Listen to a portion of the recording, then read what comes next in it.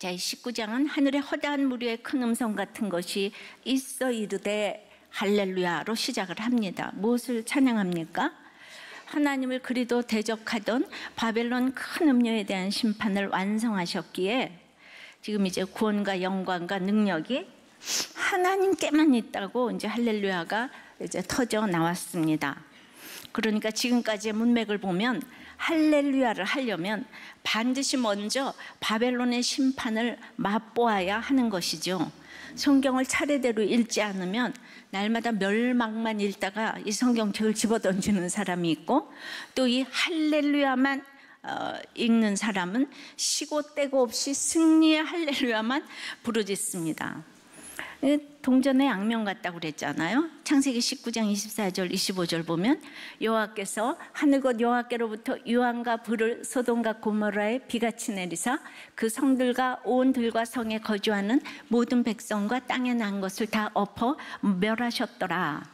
여호와에게로서 유황과 불을 비같이 내렸다고 했기 때문에 이것은 결코 자연재해가 아니라 하나님이 내리신 재앙입니다. 역청이 많은 이곳은 이 불심판으로 지층이 낮아졌어요. 그래서 지중해 수면보다도 392m나 낮아져서 이제 물이 빠져나가지를 않게 되니까 그곳이 죽음의 바다 데드시가 되었습니다. 그리고 지금도 점점 더 낮아져서 이제 장차 바닷물은커녕 소금밭이 될 수도 있답니다. 마태복음 24장에 예수님은 말세의 이야기를 하시면서 처처의 기근과 지진이 있을 터인데 이것은 재난의 시작이라고 했어요. 그러니까 기근과 이제 지진 정도는 재난의 시작이지만 이 소돔의 심판은 완전한 심판, 재난의 마지막이라는 것이에요. 다시는 살아날 수 없는 심판으로, 그 정도로 소돔의 죄악이 심했는데, 이 창세기 맨 처음에 성경이 시작할 때 나오는 얘기잖아요. 그때도 이렇게 완전한 심판이 있었다는 걸 우리한테 보여주잖아요. 그죠? 이게 다 우리에게 반면교사로 삼으라고 이 본문이 있는 것이죠. 근데 더 이상 갈 데가 없는 것이 이 세상의 가장 큰 심판이에요. 예. 어떻게 적용해 볼까요? 내가 돈이고 건강이고 학식이고 외모고 자식이고 모아만 놓고 좋은 품질로 만들어 놓고 주를 위해 쓰지 않으면, 예, 진짜 갈 데 없는 인생, 그게 심판이고 죽을 수밖에 없는 심판이 되는 거죠. 참 이것은 여러 가지를 시사합니다. 적용해 보십시오. 여러분은 모아놓는 심판입니까? 모아놓는 구원입니까? 결국 무엇을 위해서 모으는가? 이 얘기를 말씀드리는 것입니다. 그래서 성경은 멸망에서 끝나지 말라고 멸망 후의 회복을 언급합니다. 예레미야 1장 10절처럼 뽑고 파괴하며 파멸하고 넘어뜨린 후에 건설하고 심겠다고 하십니다. 한마디로 이렇게 십자가 지는 심판을 당해야만 부활이 있다는 것이죠. 이것이 성경의 골자인데 우린 자꾸 망하지 않는다, 그냥 안전하다, 편안하다, 내가 못할 일이 무엇이 있는가를 이제 육적으로만 듣기에 소위 망하는 심판이 오면 감당이 안 됩니다. 그래서 성경에 분명히 이런 얘기가 창세기부터 계시록까지 이어지는데도 왜 잘 된다고 했는데 이런 일이 오지? 하나님이 계신데 왜 이래? 이건 정말 성경적인 얘기가 아닙니다. 그러면서 무너져요. 다들 긍정의 얘기를 들으면 그때는 좋겠지만은 이 세상은 명명백백히 심판받을 나라인걸요. 예. 이 세상은 악하고 음란한걸요. 예. 이것을 알고 당하는 것과 아닌 것은 천지 차이입니다. 그래서 성경을 읽고 큐티를 하다가 사건이 오는 것과 아무런 거 없이 당하는 것 천지 차이라고요. 늘 장차받을 환난을 듣고 있으면요, 문자적인 심판이 와도 우리가 이제 놀라지 않아요. 그러면 이제 놀라지 않으면 부활을 이제 맛보게 돼 있는 거죠. 그죠? 네. 그러니까 우리는 결국 이 심판과 부활의 예고를 들으러 교회를 다니는 거예요. 그러니까 우리들 교회 성도들 중에 양육 잘 받고 있는 분들은 무슨 일을 만나든지 구원으로 인도되잖아요. 우리 기도 제목의 중보기도 날마다 이 아픈 것이 구원으로 연결되도록, 아버지 아프신 것이 구원으로 연결되도록, 이 이혼의 사건이 구원으로 연결되도록 맨날 그런 제목이 올라와요. 그래서 만사형통한, 구원으로 인도되니까 만사형통한 간증을 우리가 수없이 듣습니다. 그래서 비판을 하면서도 이렇게 예배의 자리에 앉아 있다면 나중에 들은 것이 있어서 생각나는 것이 있을 거예요. 이 하나님의 말씀을 듣는 것이 바로 심판을 예비하는 것이죠. 그래서 정말 여러분들 이 자리에 앉아 있는 것이 축복이고 소망이 있다고 생각을 합니다. 그러나 전혀 들은 것이 없는 사람은 생각날 것이 하나도 없잖아요. 근데 롯이 구원될 때 이 소돔 사람들은 자기들을 구원할 수도 있고 심판할 수도 있는 천사들을 이렇게 보면서 두 눈을 멀쩡하게 뜨고도 그 심판할 때를 전혀 모르잖아요. 잠시 후에 일어날 심판의 때를 전혀 모르잖아요. 이게 사실 진짜 심판인 거죠, 그죠? 예. 우리들 교회에 이제 목자를 오랫동안 하다가 이제 부목자로 내려가신 분의 그 목장 나눔 중에서 이 본인이 쓴 본인의 나눔을 제가 읽었어요. 내세 천국은 인간이기에 잘 모를 수밖에 없는 희미한 부분인데 너무 잘하는 것처럼 말하는 부분들은 거부감이 든다.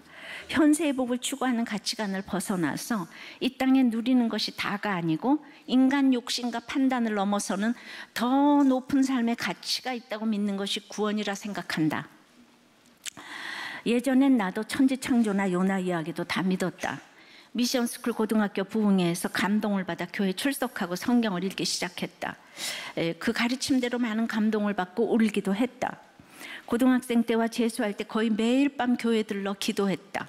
근데 40쯤부터 성경의 기적에 의심이 가기 시작했다. 이게 우리도 교회 와서예요. 예. 그래서 그 시점이 특별한 건 아니고 그동안 본 책이나 사람들과 나눈 대화나 생각들이 쌓였던 것이 그 순간 터져나온 것 같다. 처음엔 나 자신이 신봉하던 믿음을 무너뜨리는 것이 너무 괴롭고 배교, 저주, 이 두려움도 컸다.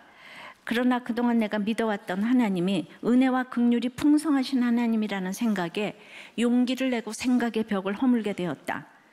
성경은 오랜 시간 앞선 믿음의 세대가 남겨준 소중한 영적 자산이라고 생각한다. 그러나 무조건적으로 믿는 것은 아니라고 본다. 내 나름의 믿음이 개똥 철학이라 너무 부족한 생각이고 평생 그럴 것 같다.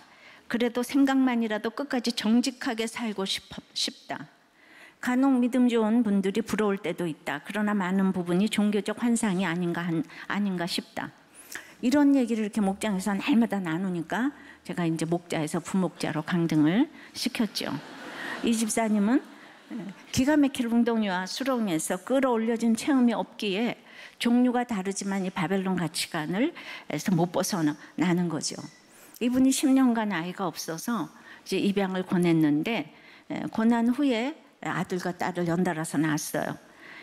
그때부터 본격적으로 자기 생각을 드러내기 시작했습니다.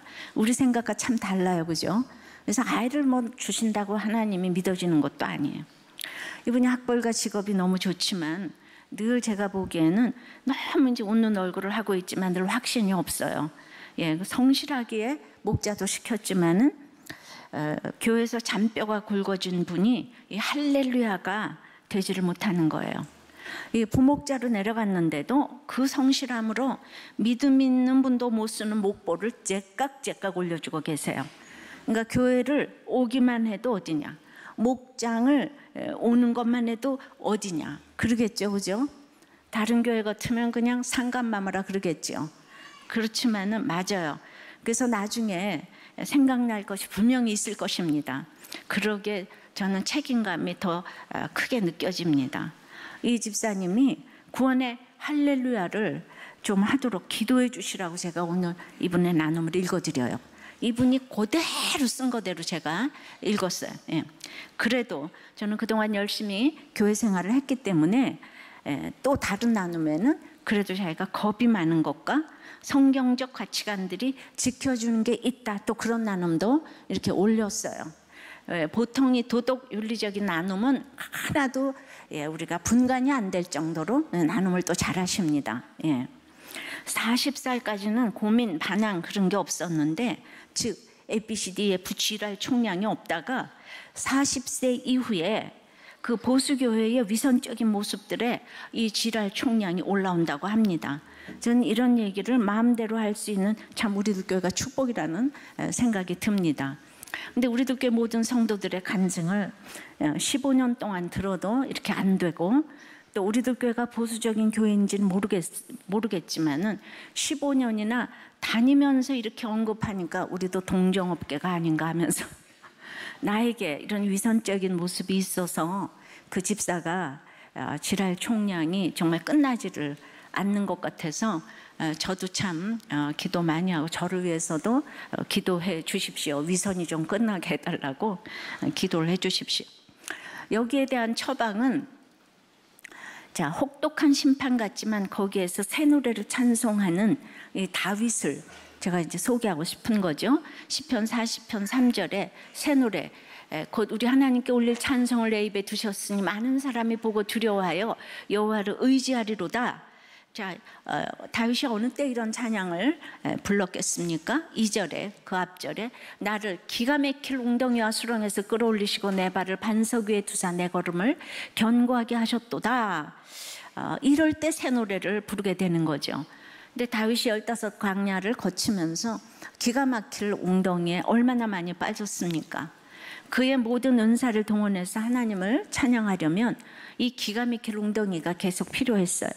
그래서 본문에 사람들이 찬양을요, 다시 잘 읽어보시면 듣는다고 하지 않았어요. 찬양은 들어야 되잖아요.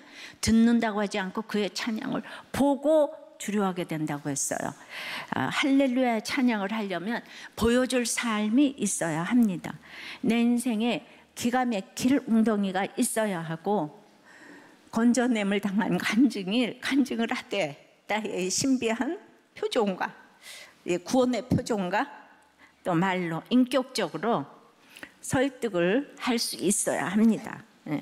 그래야 사람들이 나의 하나님을 너의 하나님으로 찬양하게 됩니다. 그래서 구원받은 백성이 부르는 노래를 새 노래라고 하지요. 그냥 노래가 찬양은 아니라는 것이죠. 근데 이 집사가 그동안에 그렇게 수많은 간증과 찬양과 설교가 울려 퍼졌는데 지금 요즘에 이런 나눔을 올린다는 거에 대해서 제가 정말 정말 절통이 되지 않을 수가 없어요. 그러면 이렇게 어렸을 때부터 교회 나오고 좋은 학교 가고 좋은 직업 다 가지고 기적같이 아들, 딸 다 줬는데, 그럼 어떻게 해야 이런 분이 예수를 믿는 거예요? 제가 어떻게 해야 되겠습니까? 하나님 분명 저에게 책임을 물으시는 것이 있을 터인데 제가 진짜 울어도 안 되고 능으로도 안 되고 그 말이 진짜 맞는 것 같아요. 그 집사는 저를 너무 좋아해요. 근데 이게 안 된다는 거잖아요, 그죠? 저를 좋아하지 않으면 우리들 교회를 다니겠습니까? 맨날 저 좋대요. 만나기만 하면. 그것만 빼고 좋대요. 뭐 슈바이처가 예수님이 하나님이 안 됐다, 그런 얘기만 빼면 다른 건 다 좋대요. 힘든 사람하고 똑같이 이 집사님에 대해서도 제가 애통함이 참 흘러넘칩니다. 적용해 보십시오. 구원과 영광과 능력이 하나님께 있습니까? 높은 가치 추구에 이 선함에 있습니까? 찬양할 때 새 노래를 부릅니까? 그냥 여러분들은 노래를 부릅니까? 자, 두 번째 할렐루야는 하나님의 심판이 의롭기 때문입니다. 2절 3절이에요. 그의 심판은 참되고 의로운지라 음행으로 땅을 더럽게 한 큰 음녀를 심판하사 자기 종들의 피를 그 음녀의 손에 갚으셨도다 하고, 두 번째로 할렐루야 하니 그 연기가 세세토록 올라가더라.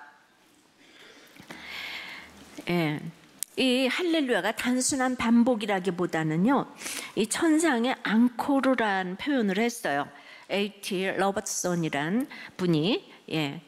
이는 바벨론의 파멸이 우리 18장까지 이렇게 완전하고 영원하게 이루어졌잖아요. 무너졌도다.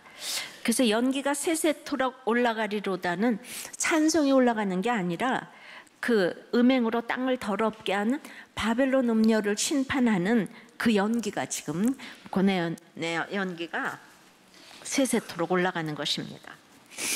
한쪽에서는 로마가 망해서 고난의 연기가 세세토록 올라가서 울고불고 가슴을 치며 통곡을 하는데, 한쪽에서는 그 로마의 로마를 내던져 버렸기 때문에, 그러니까 우리로서는 로마의 악을 내던져 버렸기 때문에 죽건 망하건 뭐 전신마비가 되건 그의 심판은 의로워서 누군가의 기도와 피 때문에 된 것이라고 고백하면서 이게 기도의 응답이라고 한다는 거죠.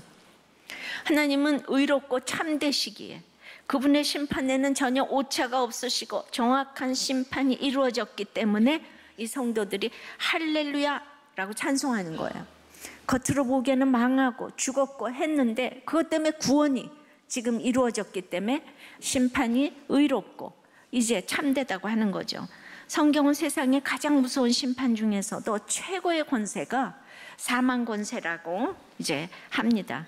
사람은 그 사망 권세에 눌려 삽니다. 죄 때문이죠. 일생 죄에 매여 종노릇하고 우리는 사망을 월급으로 받습니다. 히브리서에 나오는 얘기죠. 예, 그래서 지옥으로 직행을 하죠. 이 사망 권세가 바로 음녀 마귀의 권세예요.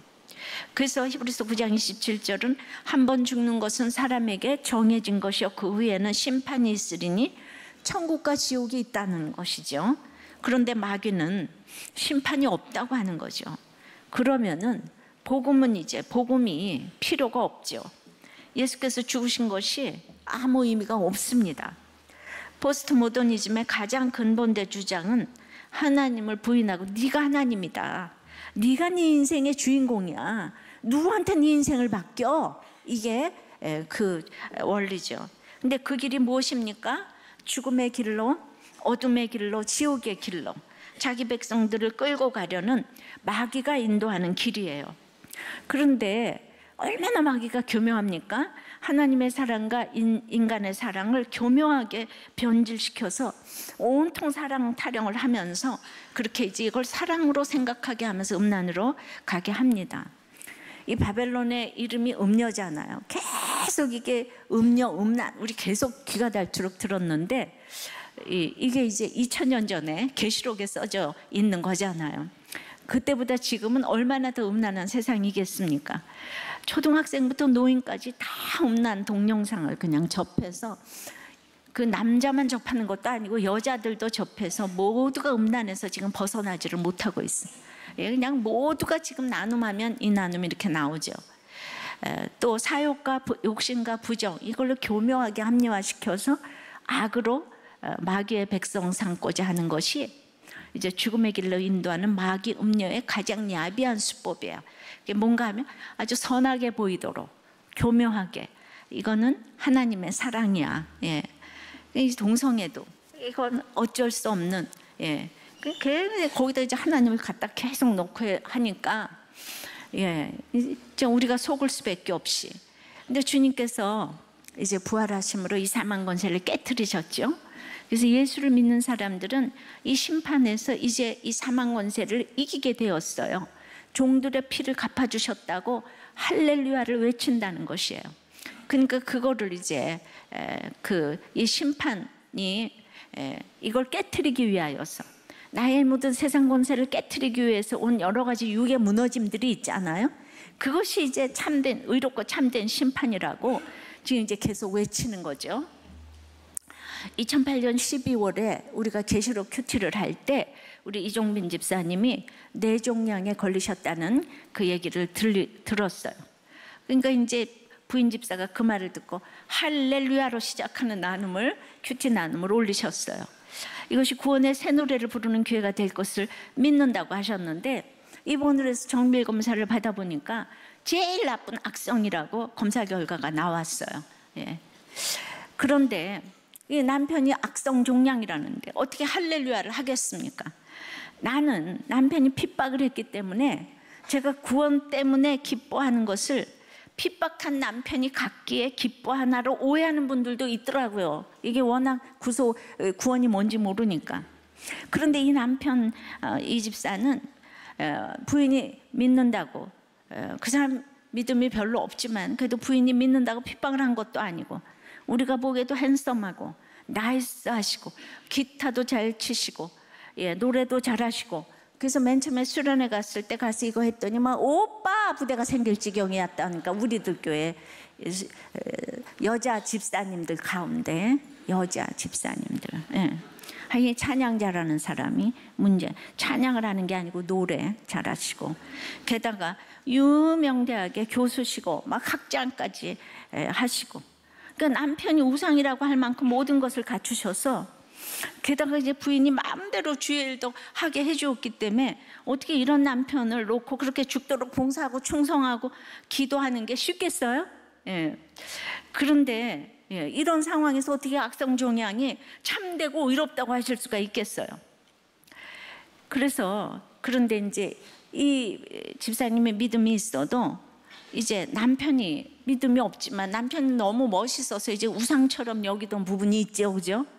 예, 그래서 사실은 이렇게 할렐루야를 외치는 것은 인간적으로 외칠 수는 없는 말이죠. 근데 이 부인 집사의 피를 지금 갚으셨다고 할 수 있는 것이, 개척 때부터 그냥 그 수고와 희생으로 이렇게 섬기고 이걸 모두 구원으로 갚아주시는 것이기 때문에 이렇게 할렐루야를 하는 거죠. 이런 나눔을 올렸어요. 오늘 강한 하나님의 심판으로 큰 성 바벨론이 완전히 무너지는 걸 보며 그동안 남편 속에 있었던 모든 악과 음란이 심판받고 무너짐을 봅니다. 예. 남편의 사명이 끝나면 당연히 천국으로 데리고 가시겠지만 뇌종양으로 이제라도 회개하고 주님 뜻대로 살겠다고 고백하는 남편을 보며 정말 천국을 누리고 있습니다.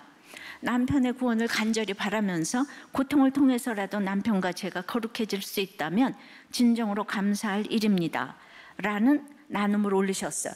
이 얘기가 뭔가 하면은, 이분이 너무 잘생긴 데다가 이렇게 뭐 다 그냥 그러니까 보기만 하면 여자들이 할 거 아니에요?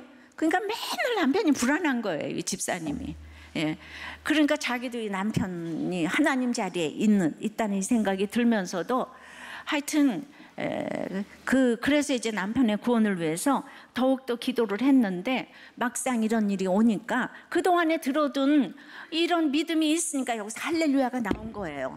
어떻게 내가 이렇게 섬겼는데 이럴 수가 있어가 아니라, 할렐루야, 이 일이 구원의 일이 되었으면 좋겠다고, 내가 더 거룩해졌으면 좋겠다고 이렇게 했던 거 우리 교인들이 다 기억을 하고 있습니다. 네. 저 또한 남편의 이제 육의 무너짐 때문에 구원이 이루어졌기 때문에 우리 남편의 그 육의 심판이 참되고 의롭다는 거죠. 네.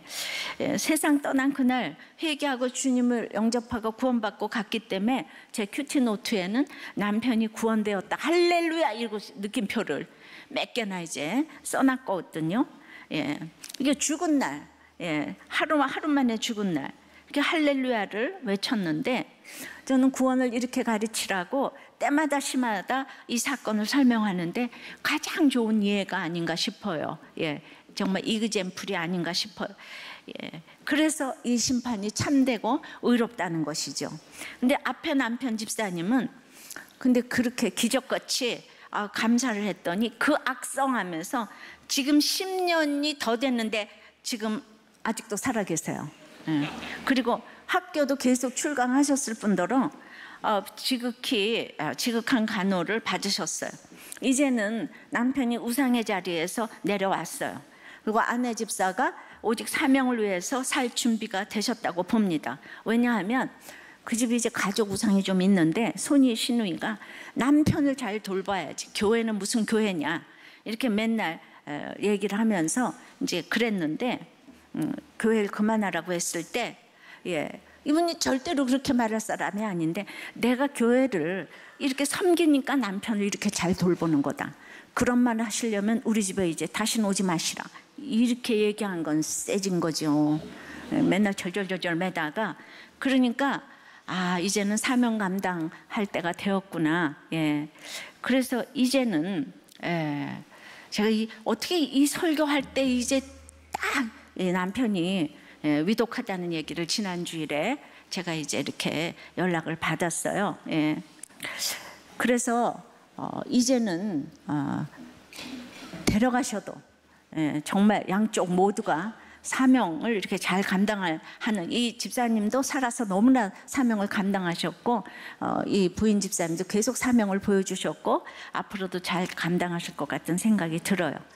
기도해 주시고, 나는 하루 만에 데려가시고, 이 집사님은 악성암에서 10년을 더 사셨지만은 이게 모두 누구는 왜 10년이나 더 살게 하고 나는 왜 하루 만에, 제가 수준이 좀 높지 않아요.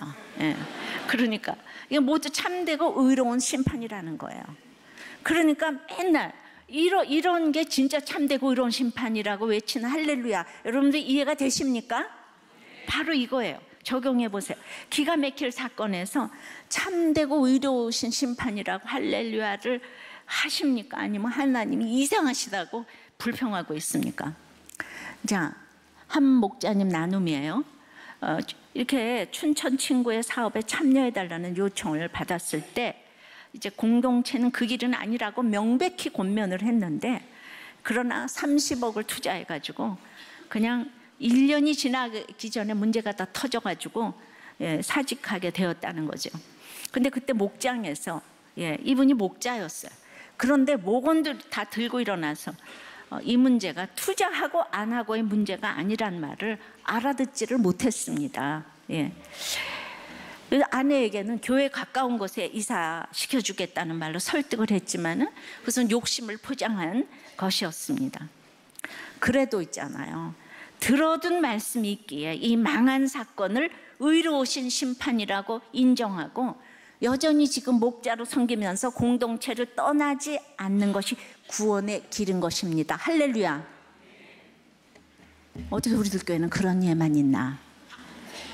그래도 이렇게 다 안 떠나고 있잖아요. 할렐루야. 왜냐하면 이 땅이 너무 잠깐이기 때문이에요. 우리 그런 모델로 우리들 교회를 세우셨어요.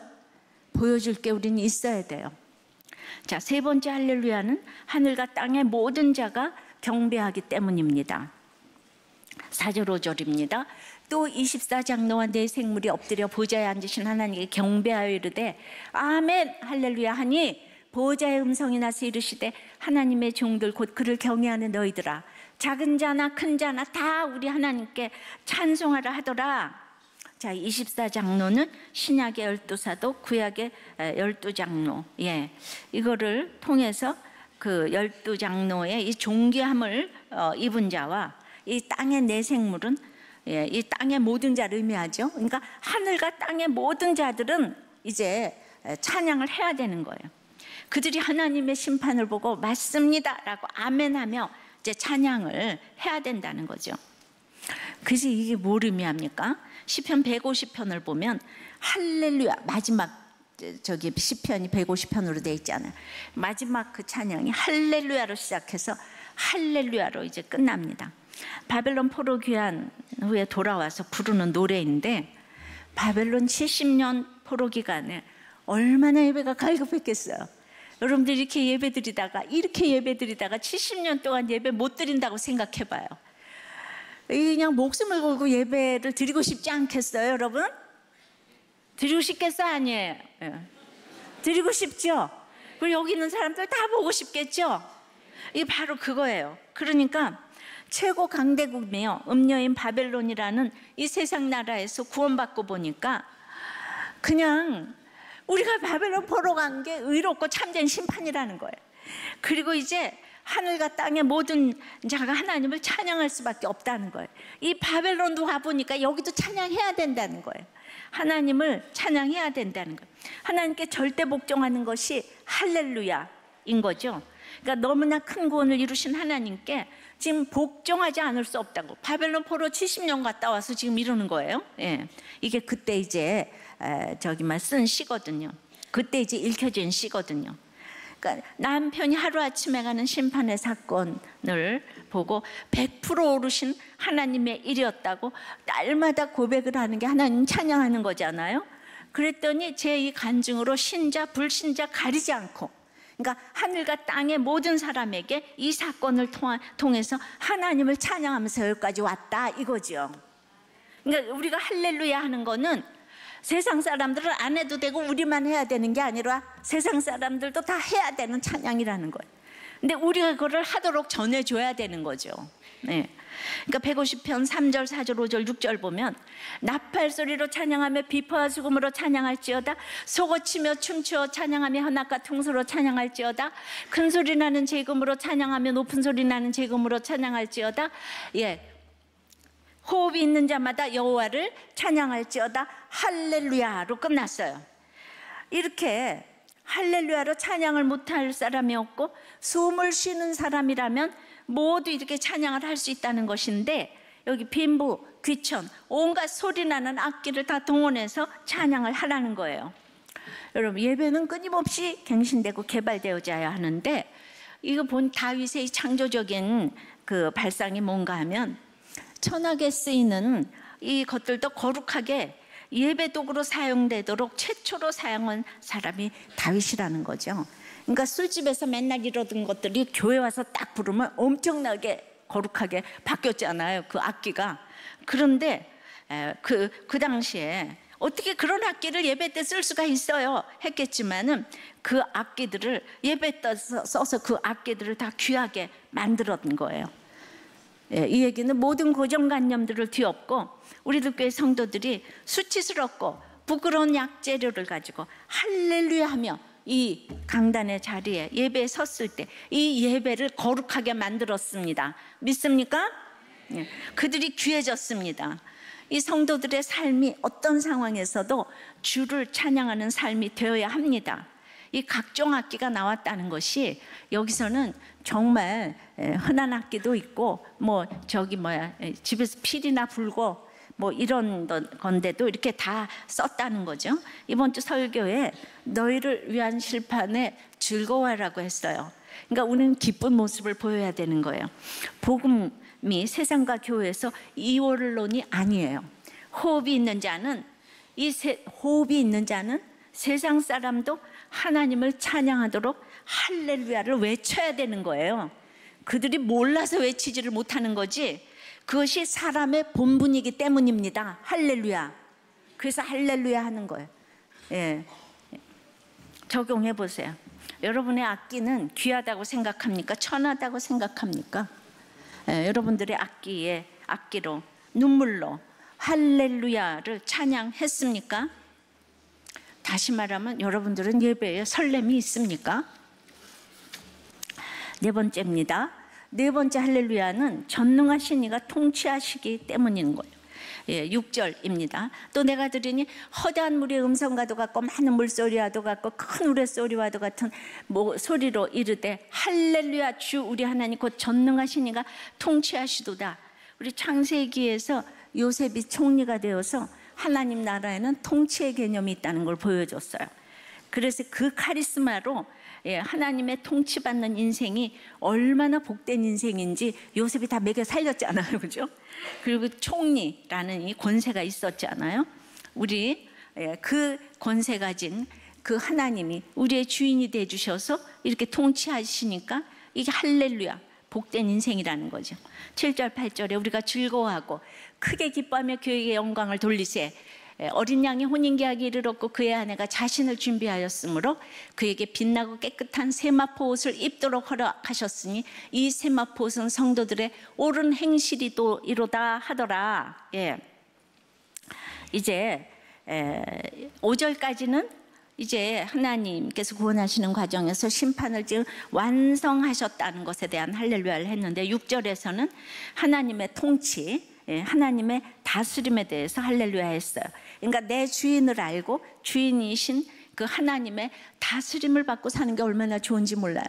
여러분들, 내가 그냥 혼자서 다 하려고 하는 게, 과부가 불쌍한 게 왜 그러냐면 내가 모든 걸 다 해야 되잖아요.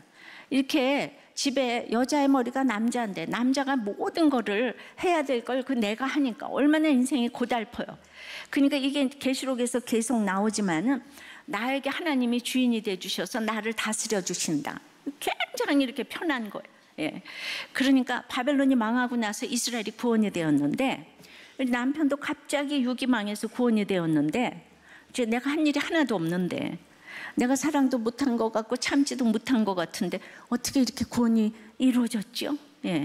그런데 이제 겉모습은 실제적으로 과부가 되어서 이렇게 초라한데 내가 어떻게 하나님께 영광을 돌리지요? 이 두 마음이 이제 왔다 갔다 하잖아요, 그죠? 한쪽에서 좋지만, 여러분도 예수 믿고 좋지만 암이라니까 말하기도 싫고, 한쪽에서 구원받아서 좋지만 아들은 가출하고 있고, 그러니까 한쪽에서는 초라하고 한쪽에서는 구원이에요. 우리 성도들의 인생이 겉으로 보기에 그렇게 뭐 대단하고 그러지 않아요. 그런데도 새 노래를 부를 수 있어야 된다는 거죠. 그러니까 이제 그때 우리 남편이 가서 이제 구원, 할렐루야. 근데 저는 과부예요. 너무 초라해요. 어떻게 하나님께 영광을 돌리죠? 예. 그랬더니 이 카리스마 넘치는 하나님의 이 통치하시는 리더십으로 저에게 교훈하시고 내 주인이 되주시면서 말씀으로 딱 위로를 해주시는 거예요. 그때 제가 에스겔 24장까지 큐티를 하고 베드로전서 큐티로 넘어갔는데, 그때 곧장 읽었던 이 베드로전서 이번 주에 우리 읽었잖아요, 그죠? 1절서부터 우리가 이제 6절, 7절까지 읽어봅니다. 아내들아, 그때 주신 말씀이에요. 이와 같이 자기 남편에게 순종하라. 이는 혹 말씀을 순종하지 않는 자라도 말로 말미암지 않고 그 아내의 행위로 행실로 말미암아 구원을 받게 하려 함이니, 너희의 두려워하며 정결한 행실을 봄이라. 너희의 단장은 머리를 꾸미고 금을 차고 아름다운 옷을 입는 외모로 하지 말고 오직 마음에 숨은 사람을 온유하고 안정한 심령에 썩지 아니할 것으로 하라. 이는 하나님 앞에 값진 것이니라. 전에 하나님께 소망을 주었던 거룩한 부녀들도 이와 같이 자기 남편에게 순종함으로 자기를 단장하였나니, 사라가 아브라함을 주라 칭하여 순종한 것 같이 너희는 선을 행하고 아무 두려운 일에도 놀라지 아니하면 그의 딸이 된 것이니라. 예, 이게 너무 아내 얘기만 나온 것 같아서 7절에 남편 얘기가 한 절 들어갔어요. 예, 이것도 읽어드리겠습니다. 남편들아, 이와 같이 지식을 따라 너희 아내와 동거하고 그를 더 연약한 그릇이요 또 생명의 은혜를 함께 이어받을 자로 알아 귀히 여기라. 이는 너희 기도가 막히지 아니하게 하려 함이니라. 아멘. 예, 이렇게 높은 분이 이제 네가 맞다 그러면 엄청난 위로가 되잖아요, 그죠? 그런데 그때 큐티를 딱 했는데 이 남편이 갔는데 아내의 행실로 구원받다고 하시니까 정죄하면서 제가 해방되잖아요. 그리고 남편의 순종이 아내의 단장이라 그러는 거예요. 남편 순종이. 그리고 남편을 주라 칭하여 순종하는 것이 선을 행하는 것이라고 하시고, 그것이 남편의 죽음에서 두려워하지 않을 수 있는 비결이라고. 할렐루야. 그 할렐루야가 저절로 나오는 거 비결 알겠죠? 제가 말씀으로 이렇게 하나님 저를 통치해 주시는 거예요. 에스겔 말씀도 남편의 죽음에 대해서 사명을 주시는 말씀을 하셨는데, 이 베드로전서 말씀도 저에게 칭찬과 위로를 해 주셨습니다. 예. 그러니까 제가 얼마나 정죄감이 들었을 텐데, 나를 위로하시는 하나님께서 이걸 옳은 행실이라고 해주시고, 옳은 행실은 네가 하는 게 아니고 하나님께서 허락하셔서 음녀와 비교되는 세마포를 입게 하셨다고 하시는 거예요, 저한테. 하나님만이 찬송의 주체가 되시기 때문에 저는 내가 기도해서 남편이 구원되었다, 내가 충성해서 구원되었다, 이런 말은 감히 들어설 자리가 없더란 얘기예요. 옳은 행실은 오직 예수 그리스도를 인한 은혜로만 가능하고 오직 주님께서 허락하셔야만 나오는 행실이라는 거예요. 그런데 제가 넘어지고 정말 이렇게 그럴 수밖에 없는데, 저를 하나님이 업어주시고 정말 안아가시면서 이제 저보고 이렇게 이제 옳은 행실이라고 해주시니까 내가 하나님밖에 정말 의지할 자가 없어서, 그래서 옳은 행실은 뭔가 하면 자랑도 절망도 하지 않는 거죠. 이게 바로 옳은 행실인 거예요. 저에게 가정 중수에 엄청난 사명을 주셨는데, 이 30여 년간 너무나 쉽지 않은 길을 오게 하셨어요. 이번 주도 우리 성도의 이혼 법정의 판사님이 이렇게 조정 판결을 했다고 그래요. 우리들 교회 집사가 왜 그렇게 이혼을 안 하려고 그러냐 그랬더니, 가정은 지킬 만한 가치가 있는 것이라고 했더니, 아니 가정의 피고 혼자서 지킨다고 지켜지는 거냐고 하셨고, 그래서 나는 아직도 남편을 많이 사랑한다고 했더니 그 말도 비웃으시면서 당사자가 싫다고 하지 않냐고, 응? 그게 사랑이냐고, 그게 집착이지, 그러면서 정말 빨리 새 인생 살라고 하고 조정이 끝났다는 거예요.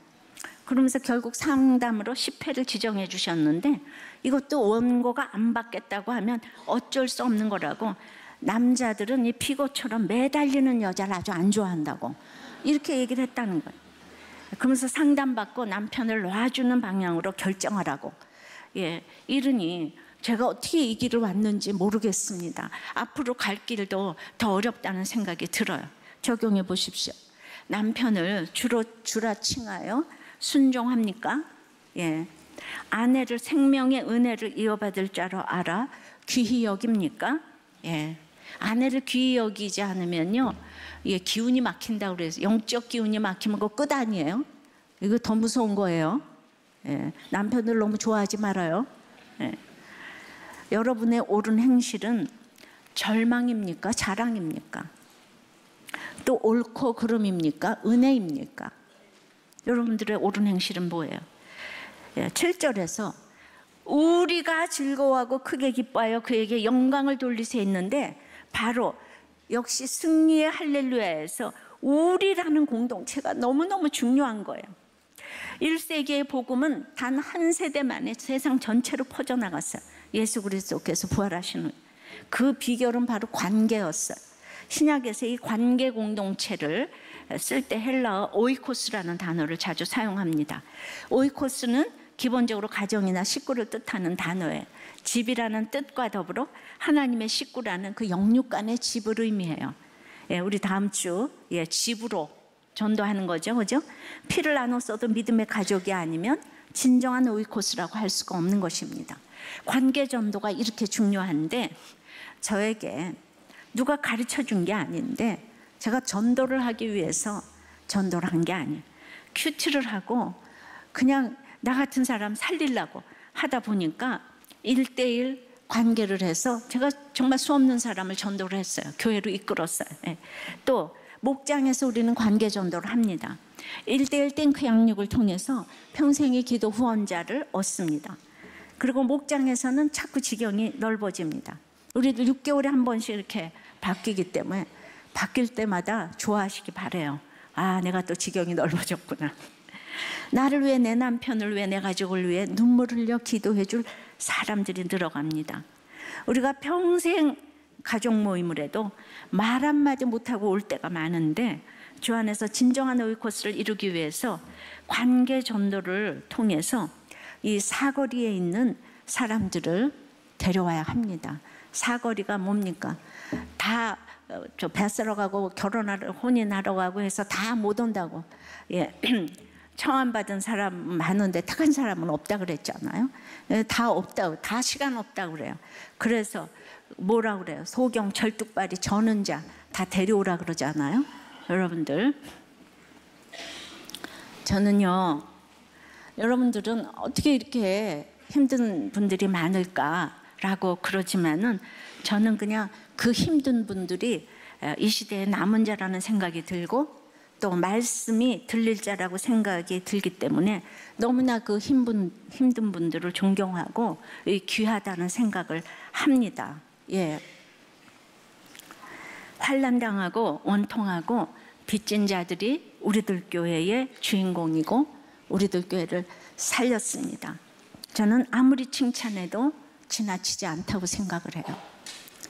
왜? 제가 이기고 이기려고 해서 어떤 정말 로타리 클럽 같은 저기를 생각하고 이 서울 땅에서 초등학교부터 다 나왔는데, 그렇게 해서 정말 제가 의인의 회중에 들어갔습니까?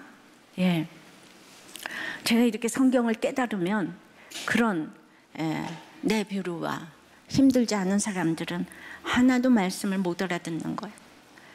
그런데 이 힘든 분들은 오셔서 다 맨 처음엔 힘들었어도 다 말씀을 잘 깨닫는 거예요. 그리고 주인공이 됐어요. 저는 이 교회를 하는 것이 제가 부귀영화 권세를 위해서 이걸 하겠습니까? 예. 제가 우리 집에서 무려 16년간을 그렇게 13개의 모임을 했는데, 그때 무슨 제가 돈이 생겨서 했습니까? 지금도 그때랑 다를 것이 하나도 없어요. 그러니까 한 사람 때문에 내가 맨날 한 사람이 이혼 말리고 막 이렇게 했을 때 그 사람들이 전부 다 가정이 달라지고 말씀이 들리고 하니까 학벌도 상관이 없잖아요. 조금은 앞에 집사님은 그렇게 학벌이 좋고 그냥 그래도 어떻게 우리들 교회를 15년이나 다니는지 그게 너무 귀하지만은 그러니까 내가 너무 그 집사님을 위해서 기도가 이제 되는 거예요. 그래서 저는 그런 분들이 주인공이라고 생각하고, 제가 호흡이 있는 동안 그 사람들을 살리고 가야 되고, 그분들이 저를 제일 좋아하니까 저도 좋아할 수밖에 없잖아요. 이렇게 진짜 힘든 사람들을 살리고자 해야지 되는 것이고, 그게 우리라는 공동체 안에서 그게 바로 오이코스가 되고 집으로 우리가 다 인도해야 되는 그런 일들을 여러분들이 하시기 위해서 우리들 교회가 세워졌다고 생각하고, 이거는 그냥 뭐 이거는 그냥 팩트의 사실이잖아요, 그죠? 여러분들은 그 힘든 분들을 이제 하나님의 집으로 이제 모셔와야 합니다. 그분들은 다 주인공이 될 사람이에요. 그러니까 다 이렇게 고름이 다 돼서 탁 터지면은 이런 분들을 모셔와야지, 그렇게 그냥 다 생짜들만, 다 괜찮은 사람들만 모셔오려니까 한 사람도 전도를 못하는 거잖아요. 힘든 사람에 대한 그 아픔이 있고, 그렇다고 해서 우리도 교회가 지금 찌질합니까? 하나님 이렇게 판교 한복판에 세우시고 삼성동 한복판에 세우셨는데, 하나님 반드시 우리들 교회를 영화롭게 할 걸 믿습니다. 그러나 그 마음 속에는 이렇게 힘든 분들에 대한 채울이 있어야 되는 거예요. 다 힘든 분들로 채워졌다고 해도 교회가 해야 될 일이 바로 그런 일 아닙니까? 그렇게 여러분들이 고통에 대한 채울이 있고, 그렇게 해서 모셔오는 이제 또 전도대회가 됐으면 좋겠어요. 말씀을 맺습니다. 어떤 환경에서도 이렇게 하나님은 오르시다고 100% 오시고 우리는 100% 죄인이라는 이 생각을 가지고 하나님의 말씀으로 인하여서 저희들이 할렐루야를 부르짖고 갈 수 있도록 주님 역사하여 주시옵소서.